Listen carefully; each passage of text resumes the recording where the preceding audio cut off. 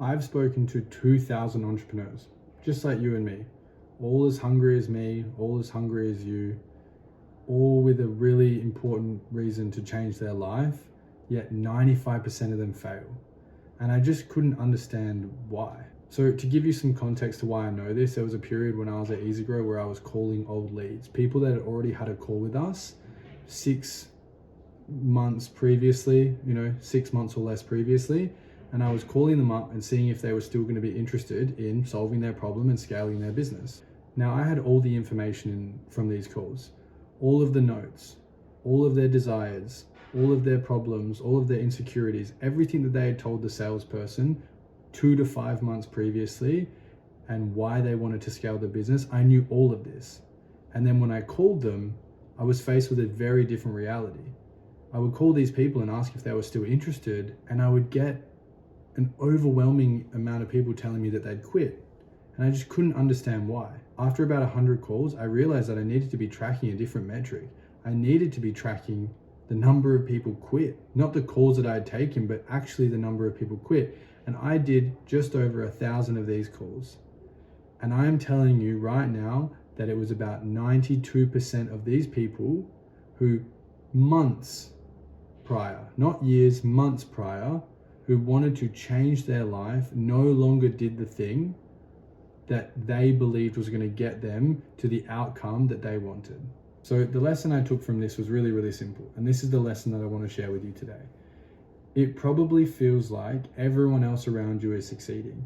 Every single day there's a new YouTuber, a new young guy who's popped up, who's making 100K.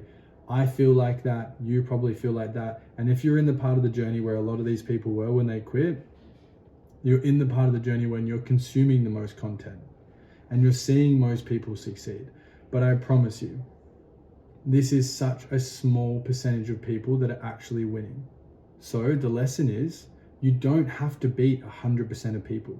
You just have to beat the very, very small percentage that actually keep doing the thing that they want to do to get to their goal. You have to beat 5% of people that start this. I know it looks like on these videos of other, agency gurus and online AA gurus, there's millions of views. You don't have to beat millions of people. You have to beat thousands of people, hundreds of thousands of people, if that. And that should make you feel more confident. It makes me feel a lot more confident that I know that I'm just not going to stop. I'm probably not the smartest, probably don't have the most talent, and I'm probably not the best entrepreneur out of all of these people. But if I have one thing going for me, it's that I will not stop, no matter what it takes. So if I don't stop, I'm going to beat at least 95% of people who do. Now, really the question becomes, why did all of these people quit, and why haven't I, and why will I not stop into the future? Well, I think I've boiled it down to one thing: having a set of values that you follow rather than following a set of feelings. Now, if I go all the way back to 2022 or 2021, when I actually ended up in therapy, there was one thing that I took away from that was more important than I think anything else that I did, and it was creating a set of values. I created a set of values, a lens to see the world through. And yeah, there was obviously times that I wanted to quit, and there's still times today that I want to quit. But by creating this lens, these set of values, you no longer give yourself the opportunity to quit. There is no choice. Because what is the definition of values? In the way that I'm using it right now, it's a set of principles and a set of standards. So just to beat most people, you just have to raise your standards a little bit. But the easiest way to raise your standards is by just setting some. So my values are kindness, curiosity, openness, strength, and grit. So every single decision that I make moving forward, I run through this lens. So if I have a feeling that I want to stop, or if I have a feeling that I'm going to fail, I just ask myself, how would a person with this value act in this moment? And it has served me greatly, because there was periods when I was in Berlin, I was reading an old journal entry that I wrote back in 2023 where it was periods of genuine hatred for myself.